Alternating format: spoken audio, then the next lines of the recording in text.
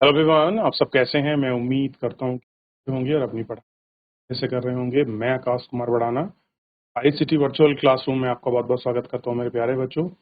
जैसा आपको पता है मेरे प्यारे बच्चों, बेसिकली हमारी आपका जो है मेरे प्यारे बच्चों 10th क्लास से 10th क्लास में हम लोग देख रहे हैं भारत एवं समकालीन विश्व सेकंड हमारी बुक है, उस पर हम लोग बात कर रहे थे। लेसन नंबर 5 है और हम लोग इसमें मुद्रण संस्कृति तथा आधुनिक दुनिया यानी कि प्रिंटिंग प्रेस और मॉडर्न दुनिया को हम लोग समझ रहे हैं। तो प्रिंटिंग प्रेस का इतिहास जानने की कोशिश की कि पांडुलिपि से जो आज हमारे पास इतने पास बुक हैं और पीडीएफ तक का सफर हमने कैसे तय किया, इसके विषय के हम लोग जानने की कोशिश कर रहे हैं। इन सबको एक एक करके हम देख रहे थे कि भाई क्या कुछ है, किस तरीके से हम इनको देख सकते हैं, कैसे महसूस कर सकते हैं, क्या क्या चीजें हैं, इन सभी पर हम लोग गौर करके आपका इनको देख रहे हैं। तो आई होप कि इतना हमने देख लिया था, इतना अच्छे से बात कर ली थी।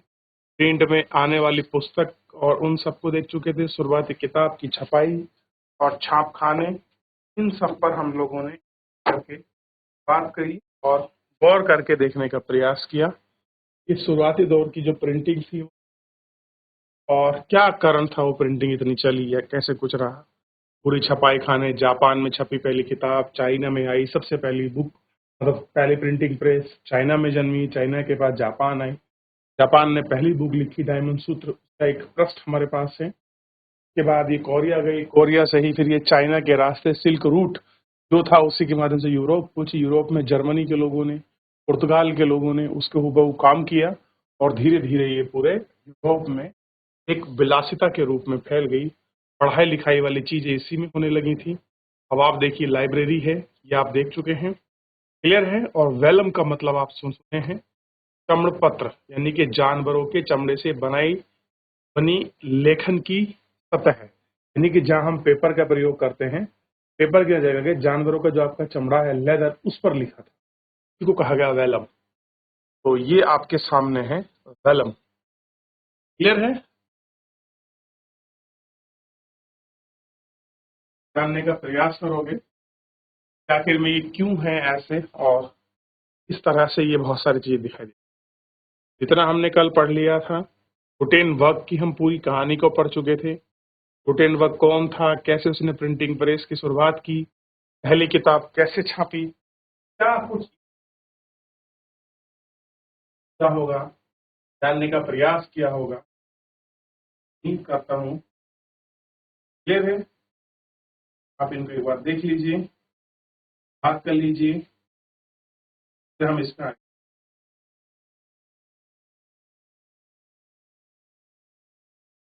चलिए थोड़ा आगे देखते हैं।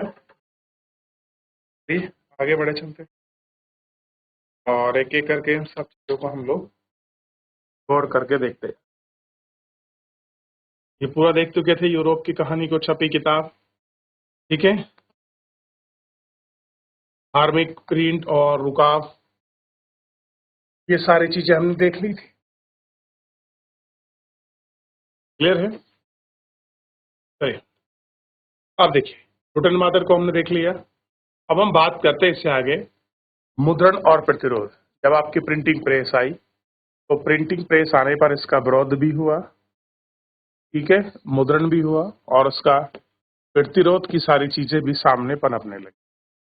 छपे हुए लोकप्रिय साहित्य के बल पर ही कम कम शिक्षित लोग धर्म की अलग अलग व्याख्या से परिचित थे। 16वीं शताब्दी के इटली के एक किसान मेनोकियो ने अपने इलाके में उपलब्ध किताबों को पढ़ाना शुरू कर दिया। उन किताबों के आधार पर उसने बाइबल के नए अर्थ लाने शुरू। उसी ने क्या किया, बाइबल जो थी उनके नए जो अर्थ है, अर्थ लगाने शुरू की कर दिए। ईश्वर और सृष्टि के बारे में ऐसे विचार बनाए कि रोमन कैथोलिक चर्च क्रुद्ध हो गए और धर्म विरोधी विचार को दबाने के लिए रोमन चर्च में इक्विजिशन यानी कि धर्म विरोधियों के दुरुस्त करने वाली संस्था शुरू हुई। मोनोकियो को 2 बार पकड़ा और आखिरकार उसे मौत की सजा दे दी गई। धर्म के पास ऐसे पाठ और उस पर उठे सवाल से परेशान रोमन चर्च प्रकाश और पुस्तक और विक्रेताओं की तरह ही पाबंदियां लगा दी और 1558 ईस्वी से प्रतिबंधित किताबों की सूची में रखा। कैसे है इन किताबों में उन सबको आपका रखा है। क्लियर है? इन किताबों में इन चीजों में इनको रखा है। अब एक शब्द था इंक्विजिशन, और जिसका साफ साफ अर्थ क्या है? धर्म अदालत। धर्म विरोधियों को विनाश करने के लिए सजा देने वाले धर्म विरोधियों की बात की। इंसान विचार के मान्यताओं पर अहम थे। मध्यकाल में चर्चा थी, विद्रोह सख्त हो गए। लगता था लोगों की आस्था और उनके विश्वास और उनके अधिकार की जो अंतिम बात,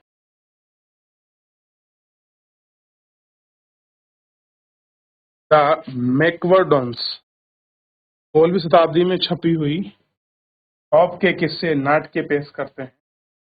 देखा जा सकता है कि बेहद दिलचस्प वुडकट दुनिया में जोड़ा गया है और मौत के नाच मंच बन गया है और उनको देख सुल्तानिया के विद्वान कैथोलिक धर्म सुधार, जिन्होंने कैथोलिक धर्म की जातियों की आलोचना की और लुटिन से एक दूसरे की दूरी बनाकर प्रिंट को लेकर आकर्षित की और इनको लिखा। किताबें विभिन्नता मक्खियों की तरह थी जो दुनिया को कोना था जा सकता, जिस तरह एक धा जाने की चीज थी, लेकिन इनका ज्यादा हिस्सा विद्वत्ता के लिए ही हानिकारक ही है। बेहद ढेर, क्योंकि अच्छी चीजों की अति का ही हानिकारक है, बचाना चाहिए। दुनिया में सिर्फ कुछ यानी कि मेरी लिखी गई चीजों पर नहीं पाट रहे हैं, बल्कि बकवास, बेवकूफ, सनसनीखेज, धर्म विरोधी, अज्ञान, षड्यंत्रकारी किताबें छापते हैं। उनकी तादाद ऐसी है जो मूल्यवान साहित्यों की नहीं हो सकती, नहीं कर सकती। आप इनको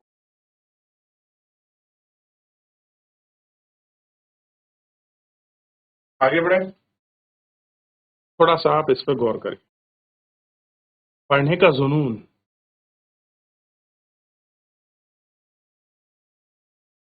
पूरे 17वीं और 18वीं सदी के दौरान यूरोप में ज्यादातर हिस्सों में साक्षरता बढ़ी। अलग अलग संप्रदायों की चर्चा में गांव में स्कूल स्थापित किए गए और सरकार कारीगरों को शिक्षित करने लगी। 18वीं शताब्दी के अंत तक यूरोप के कुछ हिस्सों में साक्षरता दर 60 से 80% तक हो गई। यूरोपीय देशों में साक्षरता और स्कूलों के प्रसार के साथ साथ ही लोगों को पढ़ने जैसा जुनून पैदा हो। लोगों को किताबें चाहिए थी, इसलिए मुद्रक ज्यादा से ज्यादा किताबें छापने लगे, यानी कि जो प्रिंट प्रेस करते थे वो अधिक मात्रा में प्रिंट निकाले, क्योंकि अब स्कूलों में बुक का पढ़ने का एक जुनून सा आ गया। नए पाठकों की रुचि का ध्यान रखते हुए कहानी, किस्से, साहित्य छपने। पुस्तकों ने गांव-गांव जाकर छोटी-छोटी किताबों को बेचने वाले फेरी वालों को काम पर लगाया। किताबें मुख्यतः पंचांग के अलावा लोक कथा, लोकगीत में हुआ करते थे, लेकिन ज्यादा ही मनोरंजन प्रधान सामग्री पाठकों तक पहुंचाने लगी। इंग्लैंड की एक पेनी चैम बुक यानी कि एक्सपेसिया बुक बेचने वाले ने चैम्पमैन कहा गया। इन किताबों को गरीब तबका भी खरीद कर पढ़ सकता। फ्रांस में ग्योथिक ब्लू का चलन कागज पर छपी नीली जिल्द में बंधी हुआ है। इसके अलावा 5-4 पन्नों पर संबंधी प्रेम का अति थोड़ी गाथा इतिहास लिख सकते। इनका उद्देश्य है इन सब को चीजों को बात कर। 18वीं शताब्दी के आरंभ से पत्रिकाओं का प्रकाशन शुरू हुआ। समसामयिक घटनाओं की खबर मनोरंजन तक परोसा जाने लगा। शुद्ध और व्यापार से जुड़ी जानकारी के अलावा ये खबरें भी हमको इसमें बिल्कुल स्पष्ट और सटीक रूप से दिखाई दी। आखिर में ये खबर कैसी थी और किस रूप में फैल और फूल रही, ये सब जानकारी मिलने लगी या क्लियर है। इन जानकारी के आधार पर ये सारी चीजें इतना देख चुके हैं आप लोग, आगे देखिए। उसी तरह वैज्ञानिक और दार्शनिक भी आम जनता की पहुंच के बाहर नहीं रहे। प्राचीन और मध्यकालीन ग्रंथ सांस्कृतिक थे, नक्शे के साथ साथ वैज्ञानिक खाके पर बड़ी मात्रा में छपे। आइजैक न्यूटन जैसे वैज्ञानिकों ने आविष्कार प्रकाशित करना शुरू किया तो उसे ज्ञान बोध के बारे में पक्का एक बड़ा पाठक तैयार हो चुका।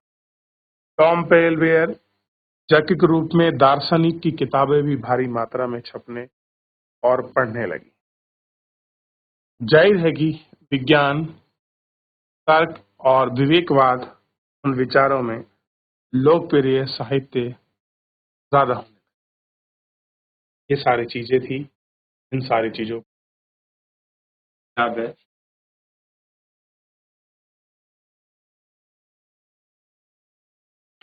हो गया। दुनिया के जालिम अब तुम हिलोगे 18वीं शताब्दी के मध्य तक यह आम विश्वास बन चुका था। क्या विश्वास बन चुका था?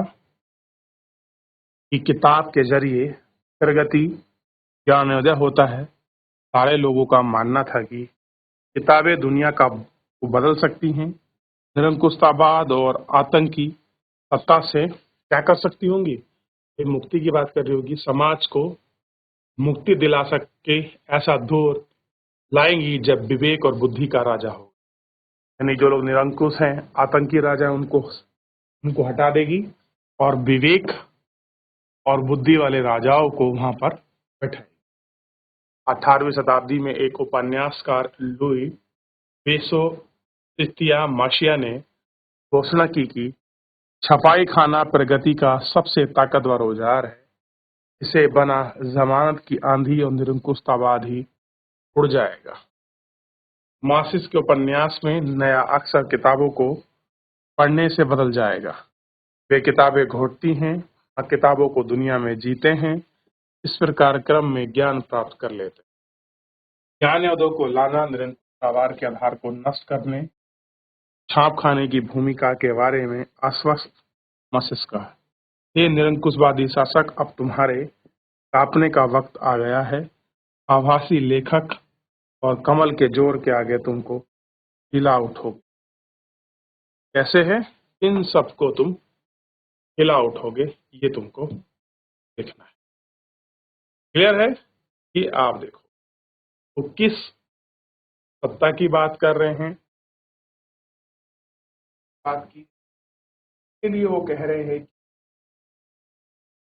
कि ऐसा कुछ है जो उनको चाहिए।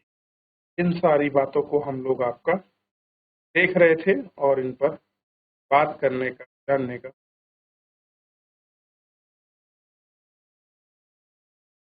मुद्रण संस्कृति, फ्रांसीसी क्रांति। कई इतिहासकारों का मानना है कि मुद्रण संस्कृति ने फ्रांसीसी क्रांति के लिए अनुकूल परिस्थितियां रची हैं कि हम दोनों ऐसे संबंध को बना सकते हैं। यह मूलतः 3 तरह के देखने के लायक। पहला, छपाई के चलन में ज्ञानोदय के चिंतकों के विचार का प्रसार हुआ। लेखन ने कुल मिलाकर परंपरा, अंधविश्वास, निरंकुशतावाद की आलोचना पेश की। उन्हें रीति रिवाज की जगह है विवेक के शासन पर बल दिया। मांग की हर चीजों को तर्क और विवेक की कसौटी पर ही कसा। चर्चा की धार्मिक और राज्य की निरंकुश सत्ता का प्रहार करके ही परंपरा पर आधारित सामाजिक व्यवस्था को दुर्लभ किया। वोल्टेयर रूसो ने व्यापक पाठक वर्ग था और उसने पाठकों को नए आलोचनात्मक, सवरिया और तार्किक नजरिए से ही दुनिया को देखा। दूसरा, छपाई के बाद विवाद और संवाद में नई संस्कृति को जन्म।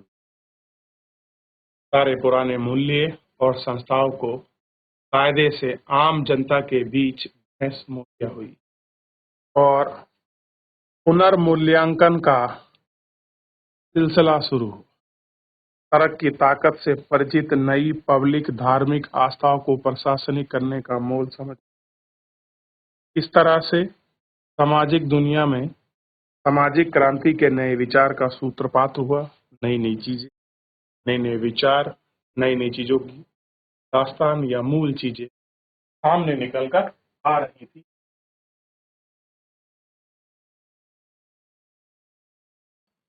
हो गया। चलिए अब तीसरे पहलू बढ़ते हैं कि 1780 के दशक में एक राजशाही और राजनीतिक का मजाक उड़ाने का साहित्य का ढेर लग चुका था। कह रहे लोग राजशाही और जो नैतिकता के आधार पर लोगों की मजाक बनने का जो एक दौर था, वो इस प्रक्रिया में सामाजिक व्यवस्थाओं को लेकर तमाम सवाल खड़े किए। कार्टून और टेलीविजन व्यंग में यह भाव उतरा और जनता को मुश्किलों में फंसी। जब राजशाही राजभोग विलास में डूबी हुई है तो भूगत घूमने से इसके साहित्य के लोग में राजतंत्र के खिलाफ भड़क, यानी कि जो राजा का सिस्टम था उसके खिलाफ लोगों ने लिखा तो लोग भड़के। अगेंस्ट किसके हुआ? राजा के साथ। हम इन ताकतों को कैसे समझते हैं? इनमें से कोई शक नहीं कि छपाई के विचार को फैलाने में मदद की, लेकिन लोग बागों को हर तरह की सामग्री पढ़ाते हैं। एक तरफ वे रूसो वेलफेयर पढ़ाते हैं, दूसरी तरफ चर्चा और राज्य का प्रोपेगेंडा के प्रचार में हर पीढ़ी वो हर चीजों को देखते हैं जो सीधा प्रभावित नहीं हो। वे कुछ विचारों को स्वीकार करते हैं तो कुछ को नकारते हैं, फिर भी चीजों को अपने ढंग से व्याख्यात करते हैं। इस तरह मुद्रण की मंशा को सीधे तौर पर भले ही नहीं रचा हो, पर इसे अलग ढंग से सोचने की संभावनाएं जरूर खोल दी। ये संभावना है।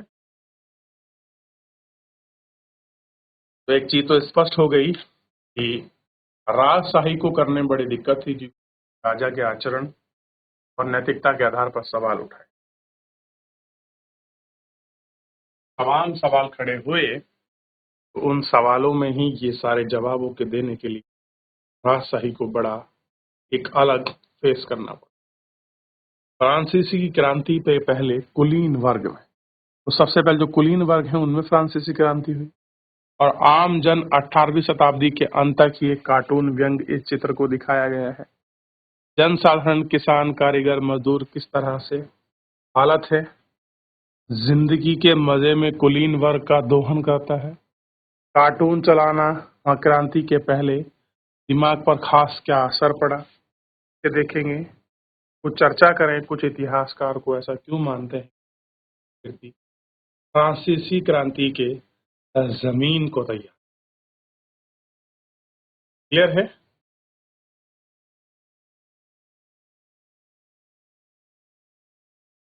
सब चीजों को इसमें देखने का प्रयास किया।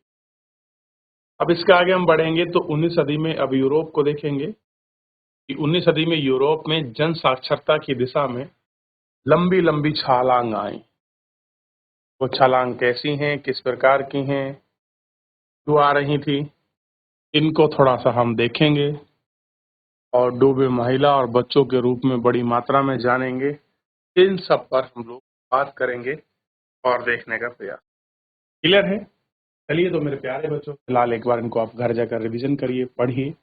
कोई डाउट, कोई क्वेरी होता है तो हम लोग नेक्स्ट लेक्चर में लेंगे। आज के लिए